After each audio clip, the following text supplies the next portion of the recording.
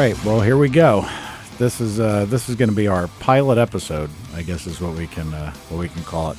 My name's Mike, and we're gonna put together something here that I think is going to be a little different than most people are expecting from a typical car show. I've got three very good friends here that are all very much car guys through and through, and we're going to talk about everything from street racing to grudge racing, drag racing, half-mile drag racing, as that's going to come up for sure. A lot of us are involved to some extent in motorsports still. I am kind of, I'll say consulting. I talk to people about it, but I don't do the work anymore. I spent many years doing this. Tom, you've been involved in this industry very long time. Long time, 27 years. Is that when you were? Oh, that's only with my current. That's right. With Ask Frank, I guess I was there for 5-ish, something like that. Yep. So it's a long time. Now, Ask Frank first was like I used the term before a pawn shop. I don't know if that's really the right thing because you wouldn't go buy your own stuff back, but it was like a swap meet that had a building. It was like a swap meet inside. Yep. Exactly right. So you would take your stuff that you didn't want, and hopefully you could either sell it to them, usually for nothing. Yep. And buy the stuff that you were looking for. Rears, transes, whatever junk you had. Buy, sell, trade. That's what we did. And you were such a dick. I was. You were awful. Yes. I would love to be able to recount the story when I went in there about what a douchebag you were, but it's been so long now I can't completely remember it. I'm glad. But I remember when you first came in from Manly, I was like, you used to work at Ask Frank first, didn't you? And you're like, oh. Like, true. He knew he was such a douchebag. He didn't even want to admit it. That was good. It was just a good thing your dad didn't come to Ask Frank first, or he probably would have just thrown me out and not listened to me. And then we've got Crunch, and that's how you want to be referred to, right? As Crunch. Yes, I do. Now, you've been involved in the street racing game for a long time. I mean, that's how I met you. Right. I mean, that was many years ago now. Right. I mean, it's amazing how quick time goes. How old were you when you got involved in this whole culture? Oh, wow. I've been a car guy like the rest of us. I've been a car guy for a long time, but in my teens, I started going to the street races and seeing how it was done and hanging with more guys that enjoyed the cars with the big wheels in the back and the small wheels in the front. And I guess that's like 15, 16. I started going down there and seeing how it was going on, and I got hooked. So it was an every weekend thing, and sometimes through the week in high school. Now, because of your age, you're what, 43? 43. So when you first started going down there, was it, I'm going to use and this is, people aren't going to understand this, but you're going to know what I mean. Was it like what I got to see when I first started going down there? I mean, was it as popular? Was it? It was as popular, just like over time. It just changes. The people change, right? But the game stays the same, right? The excitement is still the same. Negotiating, going out to the race, seeing the race happen. Somebody wins, somebody loses, somebody gets paid. Yep, stayed the same throughout the whole time. Because I wonder when the street racing kind of turned into what we kind of know it today. I mean, it probably wasn't going on like this in the 50s. I think that I don't know. I see some of those movies. Remember we talked about the movies that excite you. And I mentioned Bullet with the sound of that Mustang, and the reality of the shifting and the mute and the sound of the mufflers was beautiful. So a car guy can appreciate that movie, even if he didn't like the movie. Yep, the sound was realistic. And that's the same thing you had brought up, Hollywood Nights. Yeah, Hollywood Nights is. I like to watch that movie. Yeah, yep, yeah. 2-lane blacktop. Yep. These guys traveled and kicked a lot of butt. Yep. Racing their car with a toolbox in the back. And anybody that knew anything knew that Chevy, that sound from that blower, that is what it sounded like. Right. This wasn't some idiot going through a group of canned effects and saying, oh, look, race car goes fast. And, and shifting 8 times like over the course of it. True. Yeah, that was good. And then, of course, we've got Alan. How you doing? He's been involved in the automotive industry. I've known Alan forever. I mean, high school. Yeah. 30 years. Matter of fact, even for a brief period of time, I never talked about this, but you did actually kind of work at the shop doing parts on, You know, when we I was were a counter guy for you. doing speed shop stuff, Mhm. and that was miserable. I mean, there's just nothing good about that. I enjoyed it. And then where did you end up? Well, I mean, the cars got me to school. I was an engineer at Moroso for a while. I built some of my own aftermarket parts, and now I'm working with jet skis and stuff like that. Yeah. So I cars have driven my life in that area. Any notable Moroso items that you could take credit for? Yeah, the billet water pumps are very good. Did a lot of research on them. A lot of little cooling system brackets, caps, this, that, the other. Some oil stuff, not as much as I'd like. You Yeah. know, a lot of wire sets. The new front tires. Oh, okay. Yeah, I did everything but the very first one.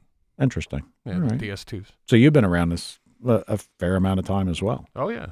I mean, and that's the bottom line. That's what brings us all together. We all are car guys, and it's not going to matter if it's quarter mile, half mile, like the half mile thing that Tom went to, and I know we're going to argue about that to an We extent. are. Yep. For sure, we're going to argue about that. And I mean, I'm probably wrong, but just sitting there thinking the way that I was kind of trained to think by my father, I would tend to think that I might be wrong, but I think that I'm not as wrong as you think. I think but we'll get into that later. We'll probably figure it out. Mm, If we talk about it long enough, we might be able to come to an agreement No. on something. I think it's going to get We're blown gonna- out of the box. We're going to agree you're wrong. Okay. All right, that's fine. But I mean, probably, and one of the things that started the conversation about this, at least for me, was of all things, we probably all seen it, we probably all love it, and we probably all hate it, is Street Outlaws. Oh wow. Yeah. You know, the list. It's the a list, show. The list. it's a show. It's entertainment, but they do have some pretty cool cars. The cars themselves are pretty cool. No, the cars are legit. Yeah. Yeah, I can. The racing, Crunch will fill us in. Yeah, I think the car side is, I mean, look, I like looking at all that stuff, and as a real car guy, a real motor guy, when they're showing a picture, like they got the camera up, the guy's working on something, and like maybe you see he's got a valve cover off, and the one guy took a head off one time. You're trying to look to see just what what's really going on. What does he have there? What is this thing like? Right. I mean, I always try to like look around the corner of the television screen, but that's the only time it happens. Like when there's something of focus in the motor side, Right. and which isn't very often because I don't think any of those guys really do any of their own work. Right. That show is good for car guys to watch because we love anything to do with the cars and high horsepower and racing. But the reality of it all and the realistic part of it is hard for guys who know how it really works Right.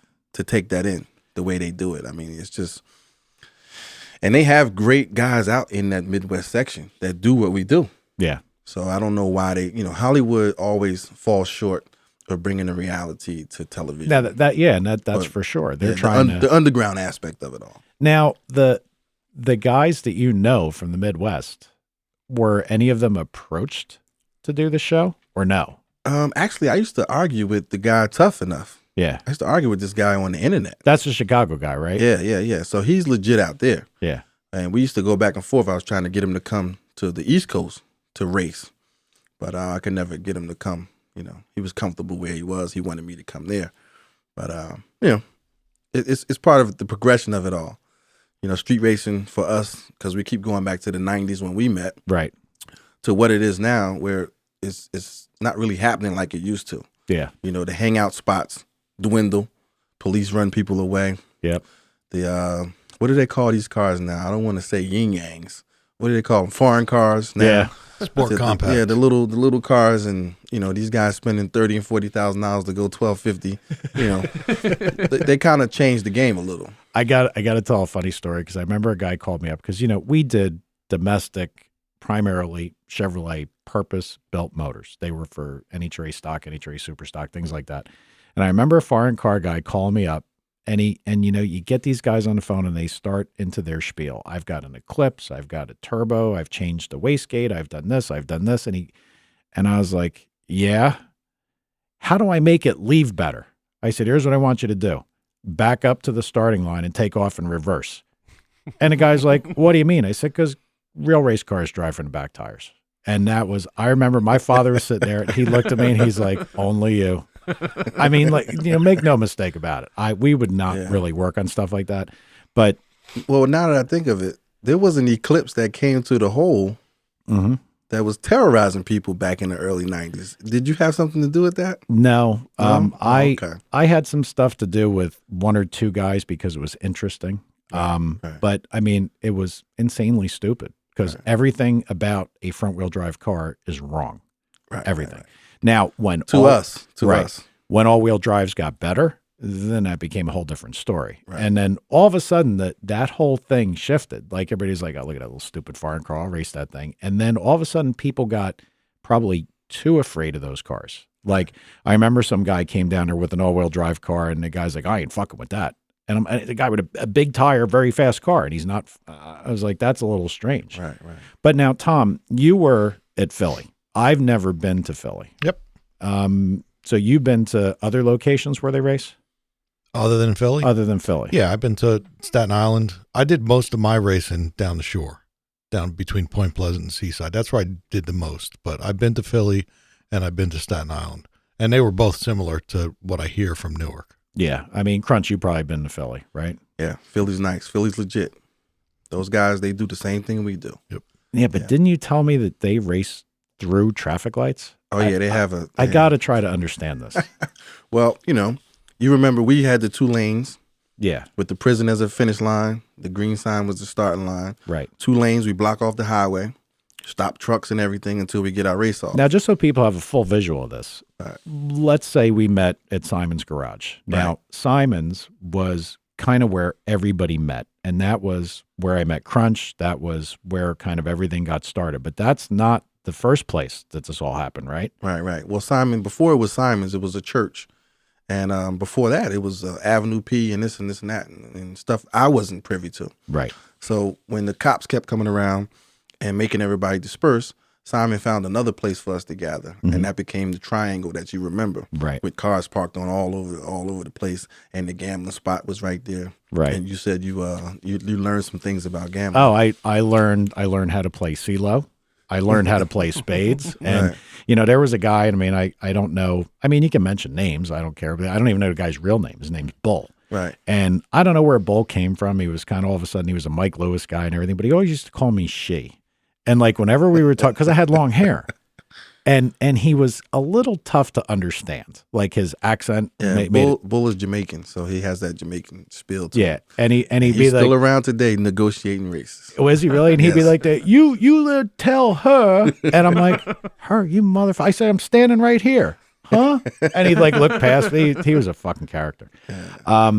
That guy, but I mean, again, the reason that I bring all this up is geographically where kind of the start of Simon's Road would be, and all around the Triangle and all the little peripheral side roads, there was a lot of area to park a lot of cars. Right. So now you've got tons of people usually congregated like right outside the garage doors or, of Simon's shop. And that's where all the negotiation takes place that Right. people that watch Street Outlaws don't ever hear. Right. I mean, we've always had our personal conversations about this, but nobody, I mean, it happens, but most times it's not heads up. Right. That's not how it goes down. Pretty Right. rare. Spots involved. People might get 15 in the break, 25 in the break, car in the break. You might get White Boy George used to give people 15 and he would break first from the starting line. So Now, he was the guy who's with Jimmy with the yellow Corvette, right? yeah, the yellow Yep. Corvette. Yep. Yep. All right. And they were tough. They came to the hole with an agenda, and they used to race Big Simon. Mm-hmm. They used to race at least 2 to 3 times per week, every week, every week for at least a year. Really? Yeah, before they joined teams. And then once they joined teams, they wouldn't race each other. They would just race everybody else. Wow. So I didn't know they did that much Oh racing. my God. They used to go at it, trust me. And it's With funny. the Cadillac, taking off the white walls, putting on the slicks, and Jimmy in his little yellow Corvette. Yep. And At that the time, it was a Cadillac, white one. The first one was a white one. yeah, and the Cadillacs of Simon are pretty famous. Like everybody knows about them. Yeah. There's no doubt. Wow. See, every time we talk about this, like there's something new that comes out. Something new, right. But like, I mean, we talk about the negotiation.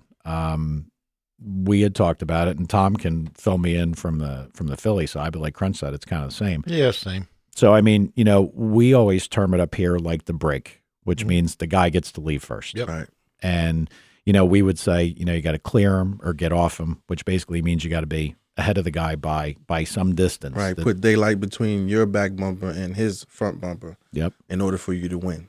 Right. And Right. now the reason, and of course, you've got, massive spots. You've got running starts where you can't leave till the guy gets next to you. And, that happened with my brother. I've told that story a couple times with Jeff, the fireman. Yeah, Hester. Yep. Jeff Hester.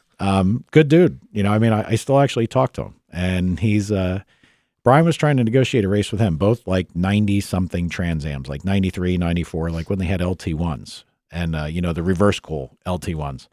And, I remember they were arguing back and forth, and Brian, kept saying he wanted to break. And then somehow or another, Brian said to him, "How about 2 running?" Which basically means Brian starts behind him.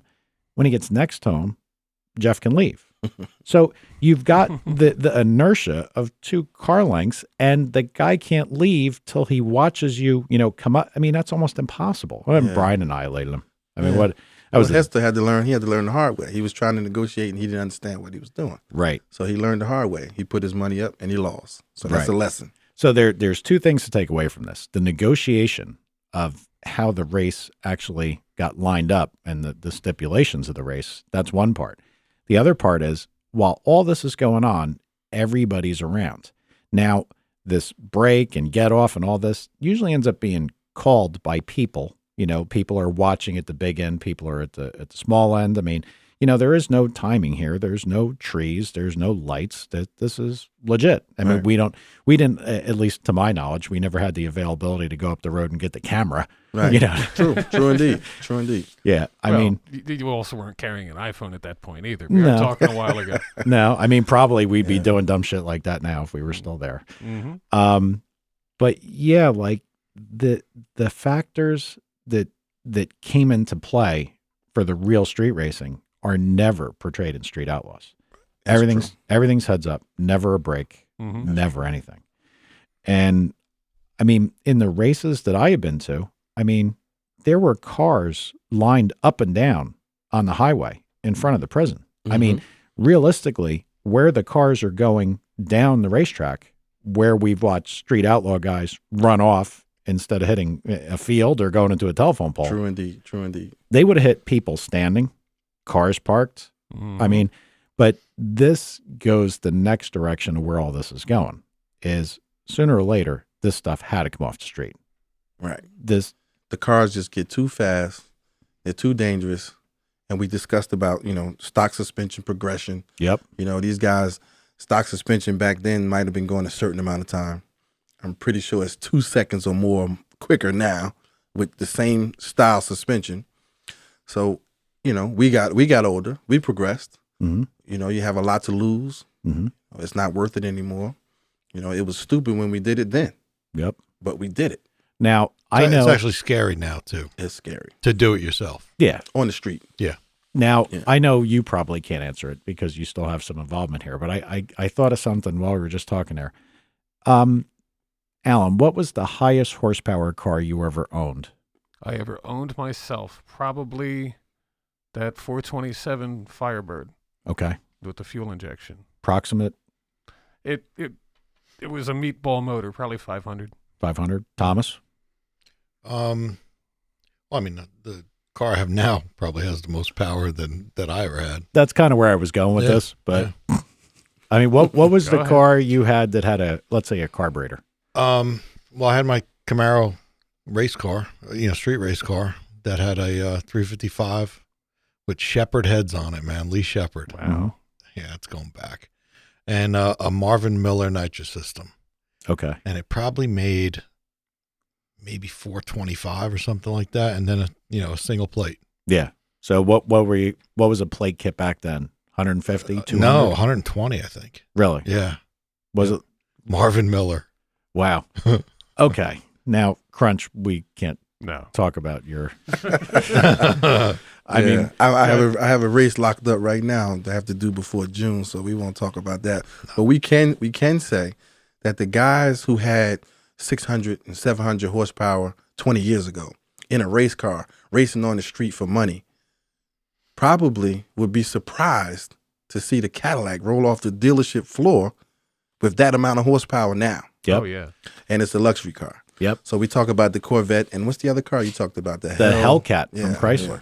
And you can get these cars right from the factory with that much horsepower. 707 horsepower. I think the Hellcat with drag radials went 1060 or something like that. Unfortunately, it went faster than the Z06 Corvette for most things I've read, which is Wow. plain disgusting. Right off the dealer floor, right? Crazy. No, But- and it's amazing that these are expensive cars to be sure, but they're still cheaper than that motor was 20 years ago. That made the Right, power. right. That's the progression of drag Yeah. racing over Yep. time. I mean, so if you want to take like what the bulk of the things that would have raced in Newark, I mean, we're not taking the guys that, brought real cars down there because that did happen, Right, real right. serious drag cars. But most of the street cars were probably talking, things that made between maybe 400 and 600 horsepower.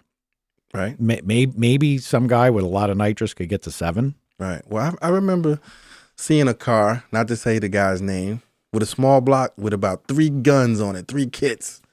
And I pretty much think he was only going mid-9s. Yeah. With 1432 slicks sticking out the side. It had to stick out.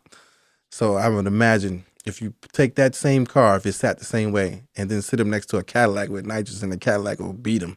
Yeah. It's just the progression of the game. Now you sit here and you look at all that. That's what took this all off the street. Right. That's why it happened. It had to. Cars got too fast. Hey, just for reference, the Hellcat 11.2 right off the showroom floor With a street tire. at the a way it buck comes. $125, 1080, 126 with a drag radial. Yeah. Wow. That's pretty serious. Crazy. That's crazy, isn't it?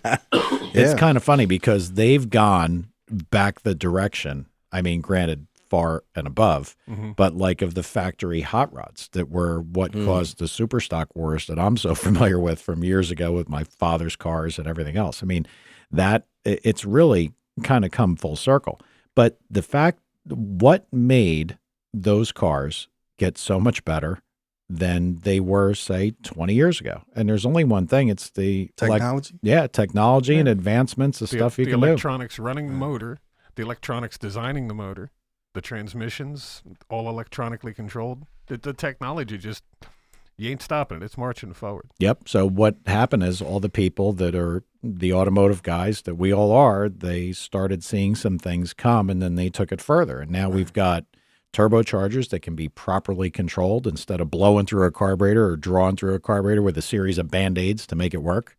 Been there, done that. It's gotten Yeah, turbocharging has definitely made a huge impact on Yep. today's drag racing. massive. Massive.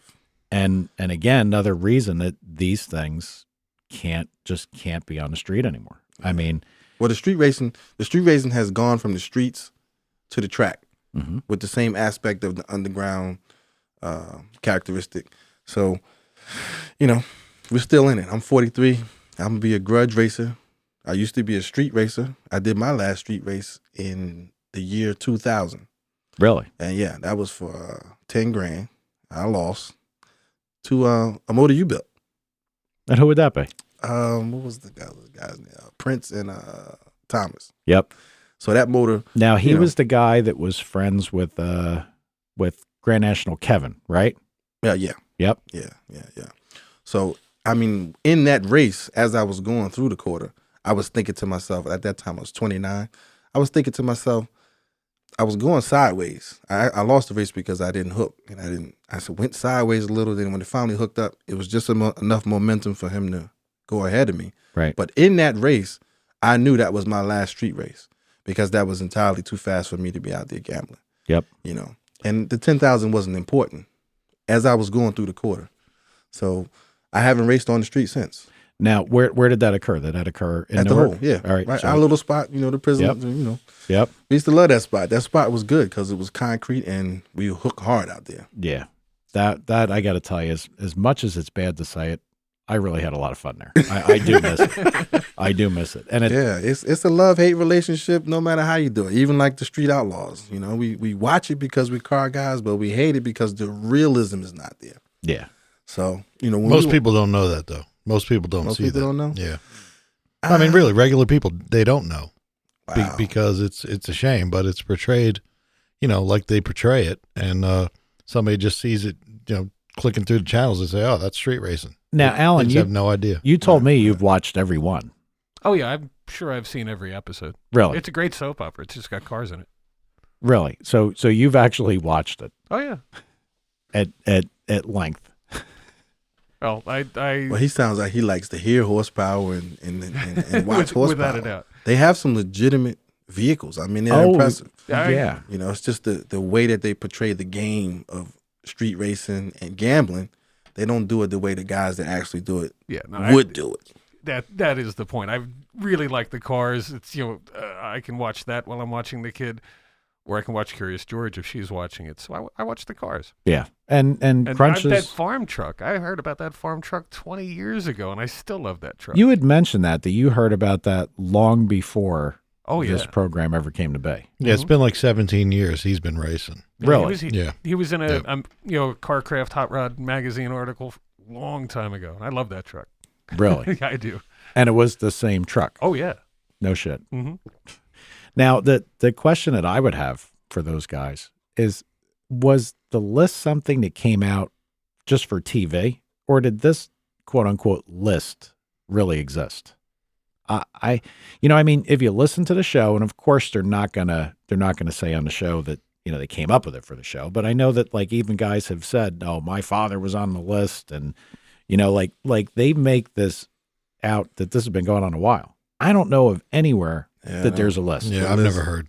And you don't want to be on a list with somebody that knows everything about your vehicle. No. And you know about their vehicle. We're not on the same list. We're rivals. Yeah. We're not nice.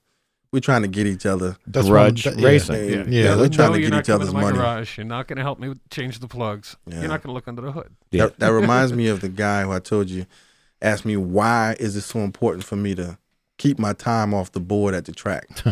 You That's funny. don't do this, so you wouldn't understand. That's the one thing that I have as ammunition, that you don't know how fast my car goes. That is your single biggest secret and your Right. single biggest advantage. Right. And even on Street Outlaws, I see they list how much horsepower the people have. Mm-hmm. Why would you list what the man has? Yeah, it's a show, man. But it's good though. I mean, it's entertainment. But like Yeah. I said, it's got cars with big tires in the back, small in the front. it's better than Right. Pink's. Yeah. Oh, Yeah. man. That was terrible. Good point. That was It was really better than Pink's. That's all I can say. The thing I think that bothers me about this, and I'm not hating on the guys that do this. Right, I'm not. I right. mean, we as adults here can all admit that street racing is not a good idea. It's especially with how fast these things have gotten. no doubt.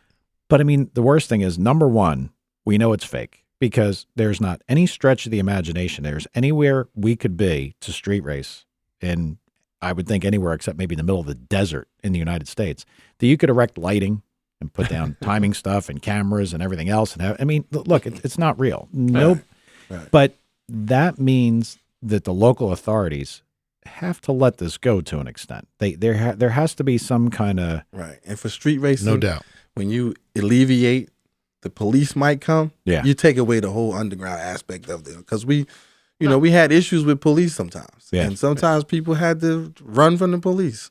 But when you don't have that aspect, it changes the game. yeah. So there, It's just a shitty drag strip you went to. Yeah. Now, I got to tell you that I remember somebody getting killed there in Newark. Mhm. I don't remember. Why do I think it was a motorcycle guy? I don't remember that, and I probably wouldn't talk about it if I did, just because Yeah. true to the game. But hey, I don't. But I remember mean, that. the bottom line is it is dangerous. Right. And then very dangerous. I think about the stuff that went on there. Right. And now you watch these guys, not one now, but two cars have crashed. Two. Mm-hmm. And there's telephone poles. Yeah, that telephone pole stuff scares me. There are a lot of tracks in the South that still have the guardrails with the poles going up as telephone poles, so they alleviate that. They take those away because they're dangerous and put the concrete walls. So why would you allow people to go that fast on television with telephone poles is astounding to Well, me. the girl in the Mustang Mm-hmm. just barely cleared a pole right when she went into the cornfield. Yeah, it wasn't by that much. that I saw. Yeah, it wasn't by. And one this week. I don't know how physically close he was to the pole, but he's spinning 150 feet out, and he's aimed at a pole. Yeah, I mean the perspective that the camera had it, and they might have done that. It might have been in Maybe. yeah. But the poles are still there. Yeah. Oh yeah. I mean, eventually somebody's going to hit one. Yeah. And yeah, obviously they're racing eighth, but look, those guys in an eighth mile, some of those things are going pretty damn fast. Yeah. They're not, we're not talking about going 60. Well, they Okay. show the speed on TV too, don't they? I Well, don't, sort of. They also play IndyCar sound effects. Wow. See, I didn't even know that. That would piss me off right there. Yeah. They show maybe in the beginning ones, but the other ones are kind of the real vehicles that I've heard. Yeah, no, I'm making fun of Mike and I had spoken about that one. Like in the first season, that I occasionally did hear IndyCar sound effects. Yeah, they might have. I mean, I know It's that. Hollywood. Yeah, I got to tell you, I'm shocked that they got so much wrong, but they got so much right as far as gaining viewership. Mhm. Right. I mean, right. we all watch it, we Yeah. all hate it, and we all love it. Right. I mean, like when I saw those people crash, and you hate to say, what you sound like? You sound like your father. You sound like you're getting older, and you're like, what are you, stupid? But really, what are you stupid? Yeah. Yeah. My son is 19, and he wants so bad to do the things that I used to do, and I steer him in opposite direction at any chance I get. Yeah, you. But it's in him. He just wants a car. He's had 3 Mustangs. He's only had his license 2 years. So you're right. You're right. We're older, and we're looking at it from a different perspective. But we have the memories, we have the knowledge, we know the people. So that's why we're here to share the experience. Absolutely. And you would hate to go on and say, well, it was different when we did it. But realistically, because of how quickly things have accelerated in technology, yes, it was different when we did it. Not that you could get killed any less at 120 versus 150. If you're going to have a bad accident, it's going to be a bad accident. Right.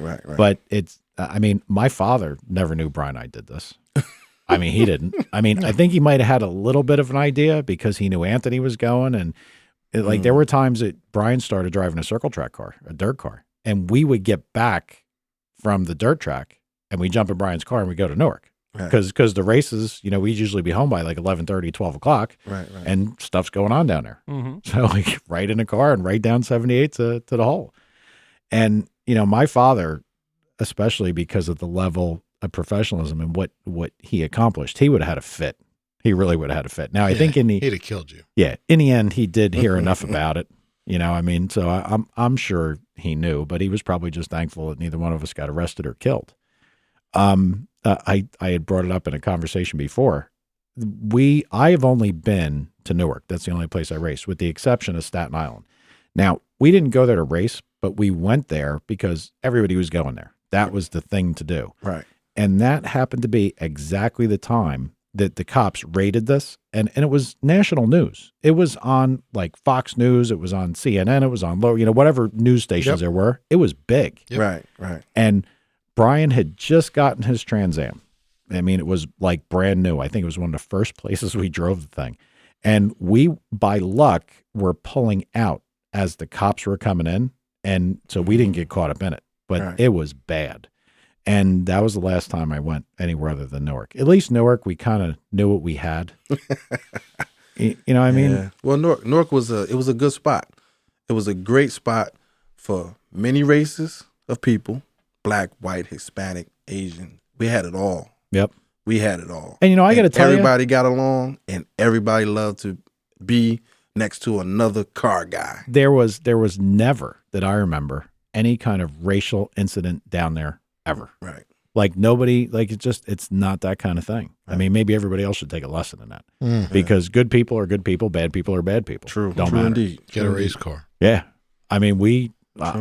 like I said, all good, fond memories of that place. But I mean, now let's step forward.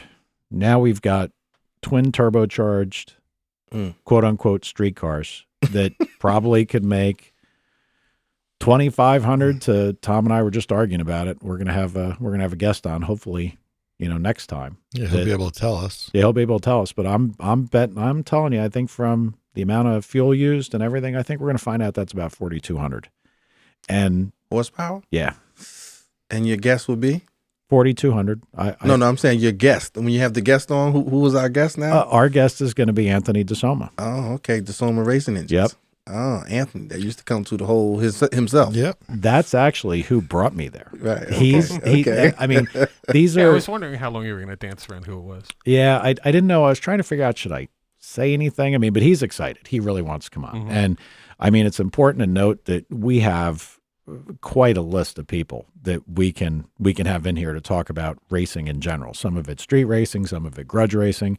But I mean, we have a list that I think between all of us, most people couldn't put together. I don't think so. Now, True indeed. it's funny, Anthony, again, fond memories of a childhood. I've known Anthony since he was like 16 or 17, and he was working at his dad's gas station, and he had a green Nova that was a street car. And I mean, I think the thing, like originally it had like a hydraulic cam in it that made like 350. And now he's one of the guys. Right. He is. And it's kind of funny because you got to sit back and watch this whole progression Right. to go from his garage at his house to his garage at the gas station, where he was working, to now buying a building, ironically, that was owned by another racing guy years ago. Yep. Mm-hmm. And he's got my dyno. He's got my Superflow dyno. He's hooking up at his place. So we have a dyno to use if we ever need to do anything. Right. Right. Yeah, that's but he's going to be in, and he's one of the guys. He does who are the guys you were talking about? 275 tire guy. We didn't know the 275 guy. It was the Outlaw 10.5 guy, Jerry Morgano. He does him. Yep. He does Morrow. He does a lot. He does a lot more than I remember now. Yeah. Because I don't follow it too much anymore. Yeah. Other than from the sales side of it. Yeah. So but he is the one of the men. He's one of the guys. Yep, and he's gonna have people that want to come on and want to do this. So I mean, we're gonna have some great conversations. There's no doubt about it. I mean, He's definitely the one to talk to about the stock suspension progression. yeah, Oh man, stock suspension is just overwhelming nowadays. And he's gone fast in his own car. oh yeah, I mean, he's got a legit outlaw car that I'm sure he's gone 200 already. yeah. That's you're talking about the orange The one? orange Mustang. The orange Mustang. Yep. Yeah, he hasn't used that lately and hasn't done anything with it because now he's involved with other people that he's essentially Right. driving for. Right, but I'm just saying it completes his whole package. That he's a big engine builder now. He was an Outlaw 10.5 racer. He's done a lot. Yep, and I got to tell you that the times that he street raced at Newark, there were a couple things. One of them was his wife's car. Right. The Burgundy Mustang Yep. that was his wife's car. with M&H's on it. Yep, his wife's car. And then the other car he was down there with was this guy, Chenzi was his name. Big, you remember Chenzi? Oh yeah, I bought Yeah. a car from him. Yep. Did he have a white Duster? No, he had, Didn't he have his caddy at one point too? maybe. He Yeah. had, he And a owned Vega. he owned the Monte Carlo that Anthony drove, that Monte Carlo SS. Yeah. And that's kind of what Anthony, and that thing had an obscene amount of nitrous for a plate. I mean, Well, so did his wife's car. yeah, Hidden nitrous. yeah, yeah, Yeah, Anthony let us check it for nitrous quite a few times and got us. yeah. So he definitely knew the game, See? played it well, didn't get caught and got paid. I can't believe people are hiding nitrous on the street. Well, they're not hiding nitrous nowadays. Yeah. Yeah, nowadays is, people are shooting nitrous oxide, so they don't want to hide. They want you to know they're shooting Yeah. just as much as the motor makes. That's technology too. Yeah. Mhm. Yeah. Yeah, everything's progressed in an astronomical amount in a relatively short period of time. But that's why none of this stuff can really happen on the street anymore. Now, like you had said, that all the good street race guys, the street race guys that progressed with us, they've ended up at the drag strip. And now the technical term for this would be called grudge racing. Right. That's now what it it's now it's grudge racing for cash. Everywhere you go, you see the word grudge. So they're taking the same underground aspect of the gambling and changed it to the track. That's the place where we do it. And I find it fascinating that I meet guys in higher places that used to do the same thing on the street. Right. Mike Castellano, he used to come to the hole. Sure. People don't know that. Mike is a good guy, cancer survivor and everything. Mm-hmm. There are a lot of names, a lot of names that we know. I just found out on Facebook, Phil Schuler from NHRA used to come to the hole. You know Really? Phil Schuler? I don't know him, but he talks to me on Facebook and he tells me about stories at the hole that he would have to have been there to know. See, That's that's, what you that's thought funny about me. because I know Phil Schuler. You know? Yeah, we have yearly meetings at Indianapolis, and, Oh, okay. and I go to them. Yeah. And when we meet with DSR, he's one of the big guys at DSR. Oh man, you should see they argue on Facebook. So they argue back and forth. And he said that, and I said, wow. There were many names that came through the hole, which was the underground aspect. And where the hole is, it's an area, it's a rural, it's the hood. That's what we call it. It's the hood. Well, it's not like you had said. It's not really like that anymore. Like a lot of the areas getting cleaned up. Right. They cleaned it up in beautiful houses now, all up and down, Yeah. row houses everywhere. But back then it wasn't the desirable place. Mhm. I don't remember if it was you or might have been Mike, somebody I was talking to, but in that triangle. You talking about Mike Brown? Yeah. Oh, okay. He's part of the firm. Those guys are tough nowadays too. Yeah. Their progression has also been impressive too. In Yeah. stock And suspension. I'd like to get him to, Oh, yeah. to come in here because he was always entertaining. I like Mike. He's yeah. he's a They're good guy. called the firm. Mike, Tommy, D, Tommy. Yep. yeah. Mark Riddick. There's a bunch of them. Young Stang is a younger firm member, and he's doing big things. So they're still around. Well, their progression is amazing to see. Just to show you what a dumbass I am. I might have told you this once before, but I got to tell a story because it's just the guy that leads the sheltered, never in the city life. It might just be a little too naive at times. So I go down there. I'm talking to Mike. So when the first time I was like, oh yeah, it's like, and he's talking about his car or whatever, and he's like, you want to do something? And I'm like, with the Trans Am, I was like, I don't know. I mean, like feeling it out. This is one of the first times down there. Right. So then somehow or another, we got to talking. I said, what do you do for a living? And at that point he said, I'm a pharmacist. And I said, did you go to school for that? And everybody there started cracking up because I'm just a dummy. I've got no street in me whatsoever. At least, yep. And we were talking about the area, and there was a triangle down there, just to give everybody an idea how bad it was. And if you went to the triangle, I guess you went to the right. And I guess like where the triangle point was, like you went past Simon's, and then as you were going, Simon's was on your right, and then the triangle was there, and it would have pointed straight ahead of you. Well, apparently off to the right, there was some kind of ruckus going on over there. And I said to somebody, I said, what's over there? And they're like, you don't want to go over there. I live around here. I blend in over there, and I ain't going over there. So the area that we were in was probably right on the border of being very bad, but never, I mean, a couple little incidents of problems, but nothing like you would think could have happened. Right. Well, that comes from people. When you have good people around, Yep. and you surround yourself with good people, then you're safe. Yep. So that was a good thing. Now, the aspect that Tom and I talked about, and I'm sure, Alan, you've been so quiet, kind of like ducking you out of this whole thing. We've all been to Englishtown, and we all see the $2 window. Mm-hmm. I mean, Without a doubt. big part of Oh yeah. what essentially street racing was like and what it was about and what it is still about at the racetrack. Yep. I mean, these are where all the side bets happen. Mm-hmm. I mean, The people in the stands betting money. That's the fun part. yeah. No. And it's not like 5 people. I mean, there's a lot of people that engage in this activity. Yeah, Dozens. just listening to the number of voices calling out bets, this is a significant amount of money to bet. Yeah. Yeah, and those are like $2, Yep. $1, $5. Who you think is going to come? They don't even know who owns the car, who drives, how fast they go. Sometimes they just gamble. Yeah. I was just going to say that. Sometimes it's just straight up gamble. Like, I want the red Mustang. They don't know who it is. They don't know how fast it is. It could be a dead stock car. But the better ones know everything. Yeah. Mhm. Yeah, Yeah, there's always a ringer in the crowd. yeah. So you never know.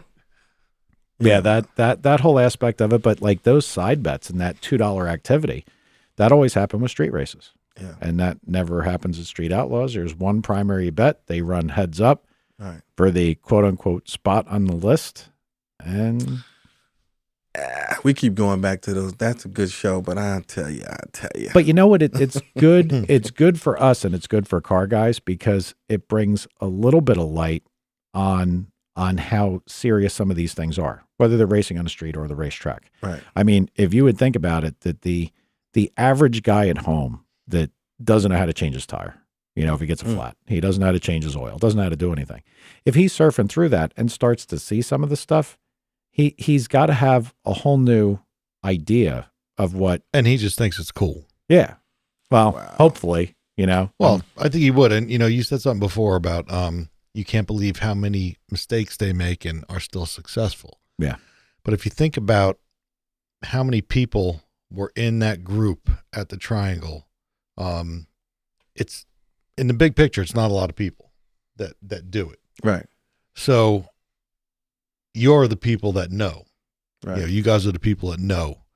Everybody watching TV really doesn't know. So if it's put out to them, they think that's how it is. Right. It's kind of sad and funny in a way. Not sad, Yeah, the but story becomes the truth. Yeah, exactly. Yeah, but it generates. But that's I'd like- Hollywood, right? Did we Yeah. we discuss that about Hollywood and how they always fall short when they try to get that Yeah, reality. they do. there. They always fall short. But as long as they're selling commercial time, that's all it matters. Well, that's what it's about. It's about commercial time, and it's about. I mean, and you know, people have always. I think we had a couple discussions about this. How shows like that get started. Nobody from Discovery or A&E or whoever decided to do a show like this. They don't just say, "Okay, I've got an idea." Sitting in his office with a big A&E sign over his door, we're going to do this. Somebody from that area saw what was going on, saw there's a potential for a show, either knew a production company or a production company approached them. They did a pilot. They did something. They gave it to the network. The network says, we like it. We're going to do a season. We're going to do rights. We sell ad time. You get paid this, whatever. That's how it gets started. This didn't come. right. Nobody tried to grow the show. This was somebody from probably somewhat on the inside, probably guys like us. Yep. That decided that this would work. Right. But I mean, I definitely want to focus on what really goes on at the real racetracks with the real grudge racing. Right. And I mean, you said yourself, you've got something coming up, right? Yeah, definitely. I have a deposit up to race by June 1st with a young man who he's a beginner, but I call myself trying to school him. This is all taking place on smallblockposse.com, the little website that we have for the grudge racing for cash. And Where are you going to do this? Englishtown. Yeah. Yeah, Englishtown is a home track for me. You know, I don't feel good racing in other tracks unless we go out of town to a home track that's known for the person we're racing, and then it's like a trophy to take the win in their home track. Yep. Right. So for me, Englishtown is our home track, and grudge racing for cash slowed down with the economy. You know, it slowed down for many reasons. You know, we've been going through a recession, the real estate bomb, all that stuff had a big impact on people because it takes money to do what we do. It takes money to gamble on what we do. And not everybody has the kind of money it takes to do this freely because we work hard. I was working General Motors 14 years. You know, when I left General Motors in 2008, you know, it was a big impact. But I started my own business and things are good. So I can still race. Right. But not everybody can still do what they used to do. Yeah, economically. I mean, let's face it, Economically, when right. things go bad, your disposable income would be what you'd use for your toys, for your cars. toys, right? You know? Don't be a married man Yeah. with a hot rod. No. That's the first thing to go. And I see it so. I'm 43. I've never been married. I've been engaged once, never been married.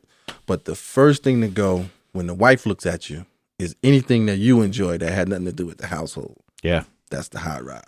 Now I'm gonna That's funny.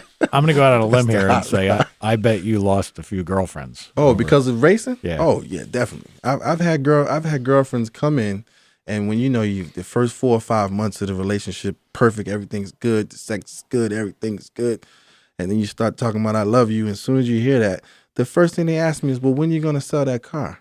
I'm saying to myself, what does that have to do with this relationship? Yep. And I still have the car, and I've been through an 11-year relationship, 4-year relationship, 1-year relationship. They're gone. You know, so I don't know if that's good or bad, but I still love my Camaro. Yeah. You know, And that's you can just- always fix the Camaro. right, yeah. I keep reinventing the Camaro, and she never talks back. So I don't know. Yeah, Yeah. it's funny. When I was at that race in Florida, sitting eating breakfast with my son and another guy, my nephew, and one of the racers. And this guy's a character, and we're talking about women now, so I got to tell you this. He's talking to me. We're talking about how he's going to go faster. He's got some blow-by issues. He went 189. He was trying to go 200 and a half. Anyway, looks at my son. He says, "You married?" You know, joking around. My son's 21. He says, "No." "You got a girlfriend?" "Yeah." He says, "Listen, marry for money because you're going to hate her anyway." I'm like, damn, that's good advice. Oh man. Now in your career, Yep, you travel a lot. I do. You got to go to race all the time. Your wife all right with it? Yeah. I think she likes getting rid of me. Yeah. Yeah, that's when you stop over, isn't it? That old gag. Yeah. Yeah, I mean, and Alan, I mean, you had long commute. Oh yeah, no, I put a lot of effort into being involved, like with Moroso in particular, because I like to stay married. So she wanted to move back to New Jersey, so I was actually commuting 110 miles Wow. Mm. Every day, or would you Every stay day. there? every day. To and from 110, or was No, that 220? 110 one way. Oh, that's Oof. 220. Oh man. So how long did it take you? Oh no, I'm sorry. I want to correct myself. It was 110 when I got the job because I was living in Linden, New Jersey. Okay. It was 55 miles when I moved to Connecticut for a year. Right. And then when I decided to stay married and move back to New Jersey, that was 85 miles. Okay. See, I think about Bridgeport, the one speedway down here. Mhm. South Jersey dirt track. Yeah. Takes me, it's about 100 miles to Mhm. get there. I wouldn't want to do it every day. You're out of your fucking mind. Crazy. Well, that's the man that had to do what he had to do, right? I'd love that job. I guess you did. Wow. So, I don't know. I don't even know where this is all going to go from start to finish here with this. I mean, we've got 53 whole minutes in, and it seems like there's about 5 million more things we could talk about. We're going to have Anthony come in. Anthony, Okay. if nobody's talked to Anthony, I mean, I think I've been everybody, talking to Anthony since he worked at TK, so that's a long time. he's Wow. wound up. He's always amped up, talks fast, Yeah. talks loud. So he's exactly the same. Yeah, pretty much. Okay. High gear only. Yeah. and he's going to be entertaining, and hopefully he'll have some stories. Are you going to do it an outtake? Yeah, we're going to go out nice because we're going to try to Okay. make this nice and professional for a change. Again, this is a pilot. It doesn't have to be perfect. It doesn't have to be Right. anything. But that flowed. I was surprised that we flowed again. Yep. Well, No, we're good. yeah, Right. and I think we're going to have a lot of entertainment for a while because there's, like you said, there's so many ways we can go with this. I mean, if we look at the things like the Street Outlaws TV show, what really went down in Newark with the street racing, how races are negotiated, the half mile stuff. We should talk about the half mile stuff, Tom, before we go, because I got to tell you, I just, all right. Let's do it. We might have to edit that in because I'm as bad as it sounds to me. It still creates a challenge for a gearhead. Yep. No doubt. So that aspect alone makes you want to know what's going on. Show me what the rules are, and I'm going to show you that I might be able to do something about that. So this is a That's the part. standing half mile, right? Standing half mile. Christmas tree at an airport. No track prep. No rules. You bring your car, you sign up, and that's it. The biggest mile an hour wins. That's it. All right. Now, this is where. What are this you is gonna- thinking about, Mike? I'm thinking that I want to know if everybody's car is broke, because they should be able to go faster than this. I mean, from the outside looking in, thinking about this. Now, I know what Tom's going to say. You can't hook it. You can't. I mean, look, if you're accelerating in a half mile, it's double a quarter mile. We can be sure of that. Absolutely sure. Good call. So you're telling me that these guys are like spinning their tires for the first quarter. Quarter. Yeah. The fast cars. Yep. And you're telling me that a real good, real chassis type drag car, even on a bad track with a good tire and everything proper, could not get down that track at a rate that would allow them to break these mile an hour records. What was the fastest car there? 233 miles an hour And a half. and a half. Now, I'm not hating on those guys, but I think any one of us could go to a drag strip and watch cars go that fast in a quarter Right. Absolutely. all Wednesday night long. But Yep. then you have to throw in the aspect of where it's at. And he mentioned dust Mhm. on the roads, like a regular road. Now that takes away the track prep. When's the That last time takes- you were on a starting line at Englishtown on a good day or Oh, Agco? God, it's been a million years. You walk on a starting line, and if your shoes aren't tied on you tight enough, Yeah, you step out. you step out of them. So but now let's go down, say the 660. Still as sticky or just clean? Oh no, it It's still sticky. yeah, it's sticky probably to 1,000 foot. Really? Not as sticky. But to 660, you're still peeling your shoes off Yeah, the you can off still the, hear it off when the you ground. walk. That's Yep, for sure. you can. Yeah. So that would be understandable now. Yeah. I mean, okay, maybe I I'll- know it's hard to understand, man, but when you're there, we should go to Texas. That's what we should do. I I want have to sneak in and spray the track Because down. I want to see how fast it's they a would good. go. I'll tell you, it was cool to watch. The Corvettes and the CTSVs got boring because everything 2-wheel drive with a lot of power just could not hook. They Yeah. just, I mean, they would spin for a quarter mile, and I mean, a couple of them. There was a Corvette that went 191. Mhm. There was a CTSV that went 171, and they're heavy. Yeah. But they just can't hook. They had a lot of fun. Man, A couple guys blew up. See, we're car guys, so we want to know. Yeah. I got to go on record here, and I'm going to state this. I think that the next time there's going to be a little bit of time here. Let's see how popular this gets. I think somebody's going to show up there and blow this record out of the box. Well, you said that before, and I forgot to tell you. This was the first race in Ocala. Okay. They've been doing half-mile races for going on 5 years now, Okay. and I mean the progression has gone up. Have there been leaps and bounds, or has it been? In the last 3 years, it was like let's go back 3 years. A GTR beat a Corvette in the final of the Texas Invitational, 189.1 to 188.9, something like that. Mm. Last year, a GTR from AMS beat everybody. He ended up going 204.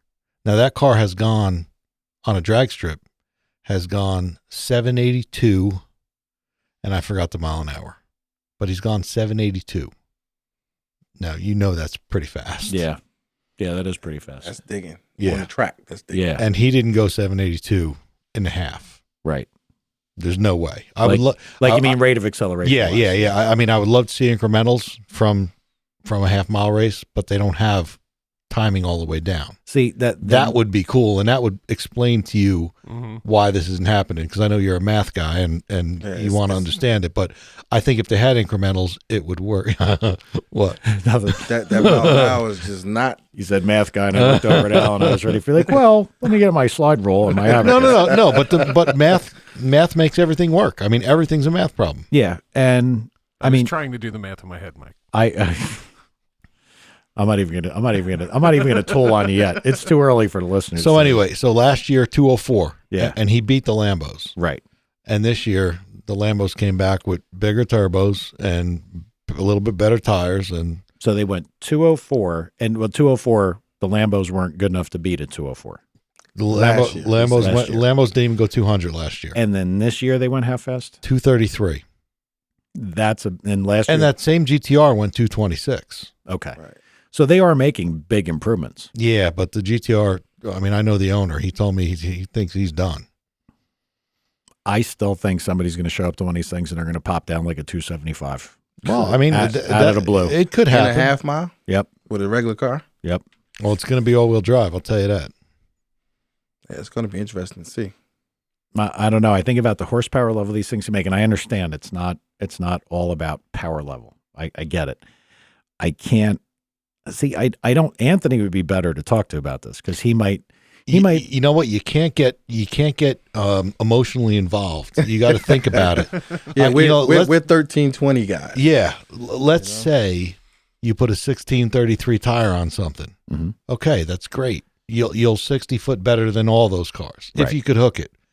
But what's that 1633 going to do up top when you got a little wind and aero starts coming into play, and now you got a tire growing 7 inches, and you got no sidewall, and you got a tube in it maybe. Well, correct me if I'm wrong, but I think that if you're going 250 and a quarter or you're going 250 and a half, it's still the ground is going past you at the same pace. Well, you're saying somebody's going to come on the scene and go 270, 280. I still think that's possible. Well, but you're thinking it's going to be a 2-wheel drive guy with a big tire. All I'm saying is it's going to be another all-wheel drive car. Maybe. Well, I don't know. We'll see. the challenge is finding out what happens. Exactly. I want to know from a guy like Anthony that has been to other racetracks and has been to non-prepped, been to shitholes. How much does he have to take out of the car to get it to go down the track. That'll be good conversation. Yeah, because if I knew How much horsepower does he make now? I'm going to tell you that I think that the last time discussing it with him, I'm going to say it's in excess of 4,000. Good crazy. I mean, and now, this stuff, and this is going to be another good thing to talk about here. When Anthony's here, he went and recounted different rules for this pro mod class, this class did this guy's fighting with this guy. And like, there's all these little nuances to the rules. Like, oh, well, you could have a pair of 88s here. You could have 92s here. Right. I don't even know if those are proper 88s turbo and sizes. 91s. Yeah, Yeah. turbo. What you talking about? Yeah. And I mean, he gets into all this stuff, like as far as what classes can do what. It's confusing for me because I'm not involved with that side of what he does. So he's going to be able to shed a lot of light on how much power these things can actually make. Okay. And I'm going to tell you that I believe it's 40-something hundred. I think by the amount of fuel used, I think that's what it is. Yeah, no, you could be right. Okay. I just don't know. I know it was approaching 3,000, in the past years. Oh yeah, in excess of that. It could be. For sure. I bet you some of those street outlaw guys, like the Big Chief guy and everything, they could be approaching 3,000. I bet they Oh yeah, could be. definitely. So, I mean, something on kill, big motor, billet block, right stuff, big turbos, alcohol. Yep. Yeah.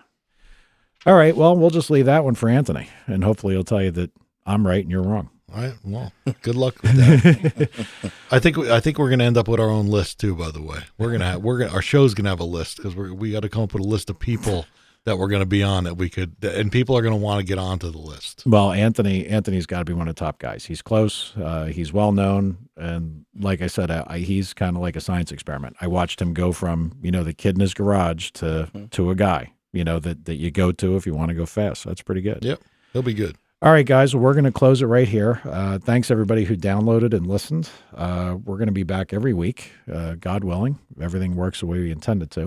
With a little luck, we're going to have quite a list of guests. Yep. That people are going to be like, wow, those guys were able to talk to that guy. And it's going to be, whether it's a phone conversation or people who come in the studio. And the guys we're going to have are going to be primarily drag guys. Some grudge guys. Crunch has a bunch of grudge guys that I think we could call up from. Oh yeah, most definitely. And from all over the country. Yep, and that that'll still endure the game. And that'll be entertaining. And between the people I know, the people that Tom know, people Anthony knows, this is going to be pretty interesting. Hopefully, at some point, we'll be able to post or tweet out, and we can get people to call in and see how we're doing. Yeah, well, like I said, this is the pilot. This is the first show. Yep. So if they like it, by the time this one is up, there will be a second one.